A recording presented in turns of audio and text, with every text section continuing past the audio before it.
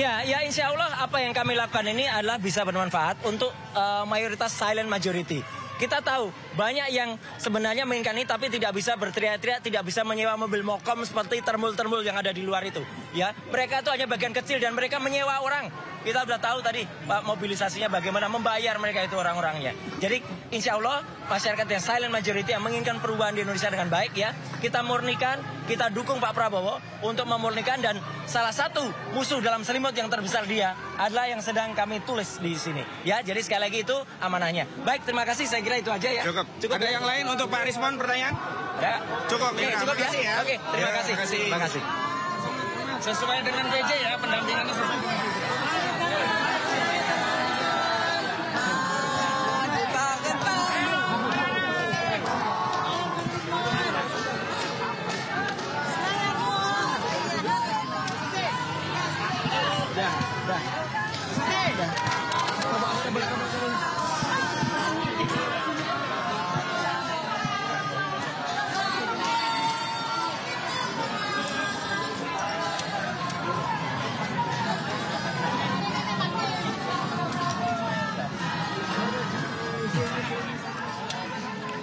Ya pemirsa, inilah situasi di depan Direskrimum Polda Metro Jaya, yang mana tadi baru saja kita saksikan secara bersama beberapa poin penting dari hasil doorstop ataupun wawancara tadi sebelum yang bersangkutan ini masuk ke dalam ruangan untuk melakukan pemeriksaan. Antaranya adalah ada yang mengatakan bahwa kuasa hukum penetapan tersangka ini dikatakan masih prematur. Kemudian juga mereka ingin secara gamblang meminta kepada penyidik untuk bisa membuktikan dari mana tuduhan editing rekayasa yang dilakukan oleh penyidik terhadap tuduhannya terhadap Roy Suryo CS. Kemudian ini situasinya di depan Reskrimum yang bisa kalian saksikan atau disaksikan di layar kaca Anda, bahwa masa pendukung juga ini masih menunggu di luar terkait dengan apa saja kira-kira yang dilakukan dalam pemeriksaan dari Roy Suryo CS. Baik, kita kembali lagi kesambungan bersama dengan Pak Ferry Firmansyah. Pak, mungkin bisa dijelaskan, tadi kan ada beberapa poin yang disampaikan oleh tim kuasa hukum dari Roy Suryo. Yang pertama adalah penetapan tersangka ini dinyatakan bahwa masih prematur. Kemudian yang bersangkutan ini mengatakan bahwa untuk meminta penyidik bisa buktikan tuduhan editing. Seperti apa tanggapan Anda? Ya, tentu itu sudah bicara pada fokus pokok perkara yang akan dibuktikan ya.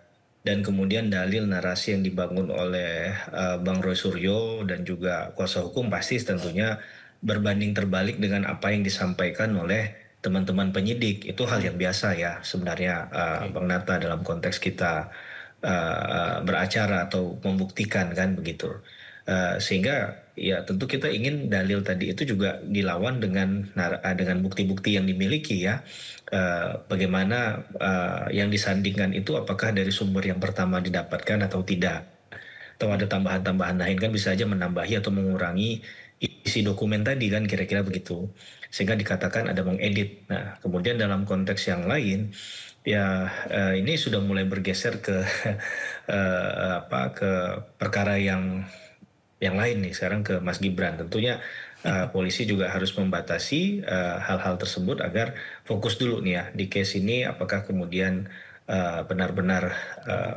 bukti tadi itu yang dimiliki oleh polisi dapat dibantah semua dengan bukti juga atau bagaimana gitu ya. Ini tentunya perlu kita tunggu terkait dengan perspektif narasi yang dibangun tadi dalam konferensi pers yang kita dengarkan. Saya rasa itu ya tanggapan saya. Baik, Bung. Kemudian mungkin bisa Anda jelaskan juga, ini kan tadi disebut bahwa biasanya setelah tersangka kemudian dipanggil ini akan langsung ditahan. Nah sementara membandingkan dengan kasus yang lain, ada beberapa nama yang disebutkan tadi oleh tim kuasa hukumnya mengatakan bahwa ada beberapa nama yang sudah tersangka namun sampai saat ini juga masih belum dilakukan penahanan. Ini bagaimana? Apakah Roy Suryo juga akan bernasib sama atau sebaliknya? Nah ini fenomena penegakan hukum, wajah hukum kita yang kadang ya perlu dikoreksi dan juga dikritisi ya menurut saya.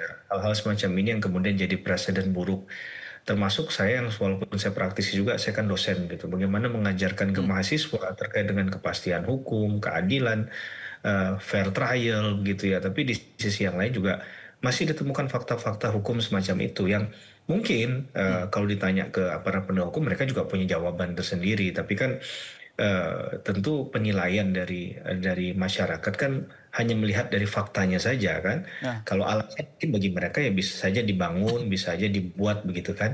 Tapi fakta ini yang harusnya dijawab tuntas. Misalnya ada orang yang sudah statusnya terhukum katakanlah harusnya terpidana tapi tidak menjalani proses pidananya. Dan itu kan sesuatu yang nggak bisa dibantah begitu. Itu ada dan terjadi. Mungkin kalau dicari-cari lagi mungkin ada juga kasus-kasus serupa di lain daerah ya. Jadi hal-hal semacam ini yang menjadi tantangan dalam penegakan hukum kita saat ini dan ke depan. Bagaimana kemudian role model semacam itu jangan dinormalisasi ya, jangan dianggap sesuatu yang biasa karena akan menyerang sendiri kepada aparat penegak hukum ketika mereka akan menegakkan hukum. Nah, memang dalam case itu mungkin dari 100% ada error semacam itu ya. Saya nggak tahu limitasi persentasenya berapa yang sebenarnya terjadi di lapangan secara data. Tapi hal-hal semacam ini yang tentu kita juga turut prihatin ya, masih ada penegakan hukum yang kadang dianggap kok tidak sesuai begitu dengan aturan hukum yang ada. Karena guidance-nya kan pasti adalah aturan hukum. Nah, kalau orang ini sudah melakukan upaya hukum, kemudian maksimal dari banding, kemudian sampai kepada PK dan PK-nya misalnya ditolak, berarti kan tidak ada kata lain selain untuk menjaga marwah hukum itu sendiri, khususnya hukum pidana, maka orang itu harusnya diproses lebih lanjut untuk ditempatkan di lembaga pemasyarakatan. Tapi dalam hal ini kan tidak terjadi demikian. Nah, saya mengkhawatirkan citra positif yang sudah dibangun oleh para penegak hukum akan rusak atau hancur dengan hanya 1, 2, 3 perkara yang muncul di publik tadi. Padahal banyak juga kinerja penegak hukum yang sudah luar biasa begitu ya. Misalnya dalam usaha pengembalian tindak pidana korupsi, pengembalian kerugian negara itu sudah dimaksimalkan betul sampai pencariannya ke luar negeri begitu ya. Belum lagi ada kasus-kasus tertentu di mana para penegak hukum yang harus berhadapan dengan mekanisme mafia lah, kerja mafia yang invisible hand sampai mereka akhirnya juga menjadi korban dalam perkara tersebut. Itu juga sebenarnya ada. Tapi dalam sisi yang lain tentu ini jangan sampai menjadi dalil ya bagi orang lain untuk digunakan untuk menjadi pembelaan ya dalam ketika dia sedang menghadapi satu perkara. Jadi ini jadi catatan kritisnya juga. Gitu kira-kira Bang Nata. baik, lantas bagaimana sih standar pembuktian awal yang harus memang dipenuhi sebelum menetapkan seseorang ini sebagai tersangka dalam kasus tuduhan ijazah palsu? Kalau tadi kan bisa dikatakan agak berbelit-belit, kemudian juga agar dibilang ada saling fitnah, tuduhan-tuduhan. Mana pembuktiannya, sementara yang pihak yang terlapor juga mengatakan hal serupa. Sebenarnya apa sih standarnya yang paling mendasar? Ya, secara umum kalau kita bicara pada ketentuan 183 KUHP itu kan mengacu pada teori negatif minimum pembuktian ya, negatif Weight-Loch Bowis teori, minimum 2 alat bukti dari 184 yang ada 5 alat bukti yang sah. Nah, masalahnya ketika kita mengerucut pada case-nya adalah dugaan ijazah palsu, maka objeknya kan ijazah palsu. Maka harus ada yang asli, kan begitu. Nah, yang asli itulah sebagai mekanisme untuk merontokkan ya semua dalil yang dibangun oleh orang yang mengatakan bahwa ini adalah palsu. Berarti kan kita akan berakhir perdebatannya ketika barang yang disangkakan palsu itu sudah dihadirkan, begitu kan? Sudah diteliti, sudah dipastikan secara legitim, secara legalitas, ya dia punya legalitas.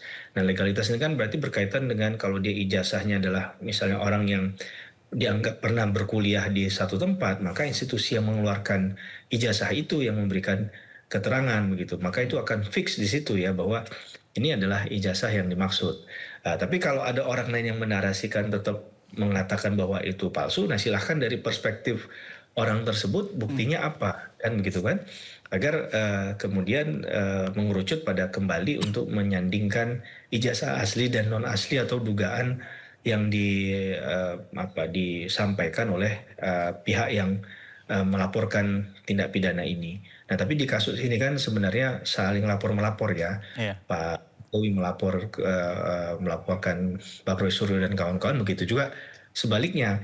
Nah, cuman kasusnya laporan dari Bang Roy Suryo dan kawan-kawan, kalau saya tidak salah, ini kan sudah dihentikan nih oleh pihak penyidik. Ya, sehingga yang hidup ini masih kasusnya, yang masih jalan, ini kasusnya Pak Jokowi.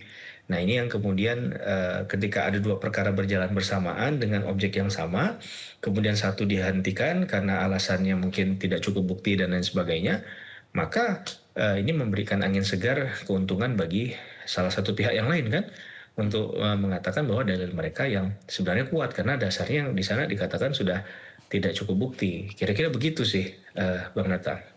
Baik, Pak, ini kan sebenarnya kan kalau kita ulas beberapa waktu lalu, ini sempat dibuktikan juga dalam beberapa lalu di Barreskrim bahwa sudah dinyatakan bahwa ijazah ini asli. Kemudian dikonfirmasi juga ke Universitas ke UGM juga bahwa ini asli dan yang bersangkutan ini berkuliah di fakultas tersebut.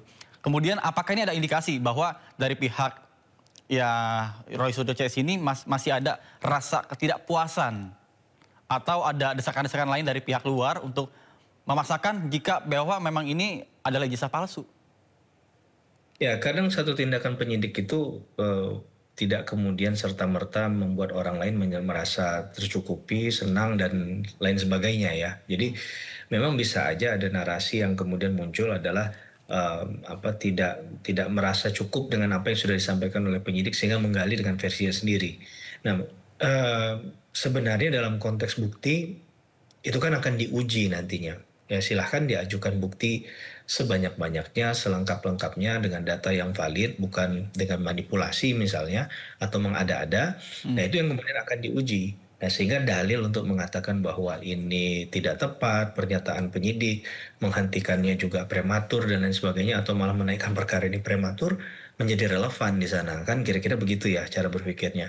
Nah, tinggal sebenarnya dalam konteks pembuktian ini jadi penyidik ingin membuktikan kesalahan dari pelaku, si pelaku ingin membuktikan sebaliknya bahwa dirinya tidak bersalah. Nah, ada unjuk bukti di situ kira-kira, ada upaya untuk saling menyampaikan dari perspektif mereka buktinya apa.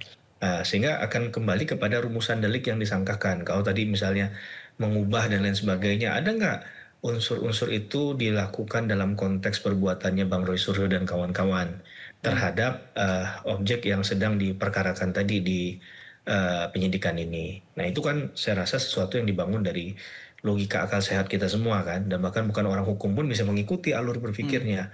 Mungkin yang tidak orang hukum, di luar orang hukum ya tidak mengerti adalah secara detail ya formalistiknya, legal formalistiknya seperti apa. Tapi dari segi pikiran mereka bisa memahami, oh ini dalil yang mengapa Bang Roy Suryo dan kawan-kawan masih ngotot nih gitu ya, masih menganggap bahwa ini bukan bukti yang sebenarnya, bahkan mereka merasa dikriminalisasi.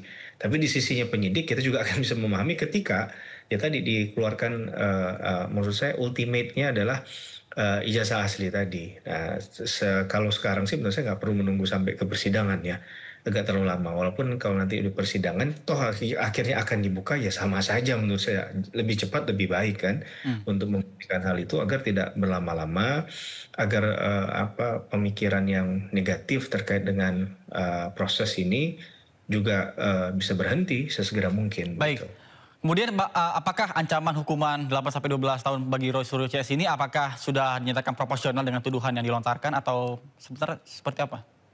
Kalau ancaman sanksi pidana itu given ya, sesuatu yang sudah tertulis kita nggak bisa otak-atik Bang Nata. Tapi dalam konteks nanti kalau ini masuk ke ranah pengadilan, hakim kan boleh aja memutus di luar dari itu ya.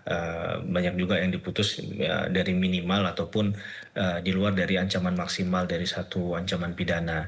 Tergantung dari perbuatan yang terbukti yang mana dan bagaimana perbuatan si tersangka itu kemudian memenuhi unsur delik tadi, sehingga itu jadi pertimbangan hukum untuk menentukan strafmaatnya ya, jenis pidananya ini berat atau ringan misalnya. Jadi dalam konteks itu akan dipertimbangkan oleh hakim dan terlalu prematur kalau kita sekarang bicara tentang nanti akan ringan atau berat ya. Tapi dari ancaman pidananya, kalau melihat dari syarat ini adalah termasuk syarat objektif untuk bisa ditahan ya, termasuk kejahatan atau tindak pidana yang tidak biasa-biasa saja. Berarti ini sudah mulai berat nih karena ancamannya di atas 5 tahun. Karena ini ada opsi untuk melakukan upaya paksa berupa penahanan misalnya. Saya rasa itu, Bang Nata. Baik, terima kasih Bung Heri Firmansyah selaku pakar hukum pidana atas informasi dan waktunya bisa bergabung bersama kami di Breaking News Sindo News TV. Salam sehat, Bung. Ya pemirsa, demikian Breaking News Sindo News TV.